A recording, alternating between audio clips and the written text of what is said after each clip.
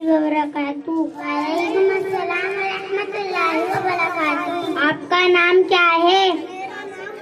और मेरा नाम आयत है। आपके स्कूल का नाम क्या है? स्कूल का नाम स्ट्रॉन्ग रूट्स एकेडमी है।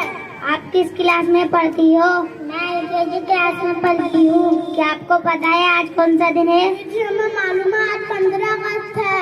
क्या आपको पता है 15 अगस्त के दिन क्या हुआ था? मालूम है, इसके बारे में आयत बताएंगी। 15 अगस्त के दिन हमारा प्यारा मुल्क हिंदुस्तान आजाद हुआ था। क्या आपको पता है हमारा प्यारा मुल्क किस तरह आजाद हुआ था? हमारे मुल्क की आजादी के लिए सभी मजहब के लोगों ने मिलकर अंग्रेजों से तवील जंग के बदले में अल्लाह ताला ने हमें आजादी अता फरमाई। क्या आप मुझे कुछ फ्रीडम फाइटर्स के नाम बता सकते हो? जी मैं बता रही हूँ।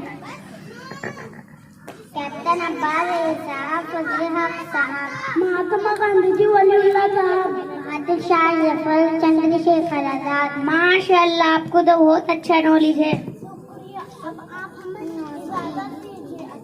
वालेकुम अस्सलाम व रहमतुल्लाहि व बरकातुहू। वालेकुम अस्सलाम व रहमतुल्लाहि व बरकातुहू।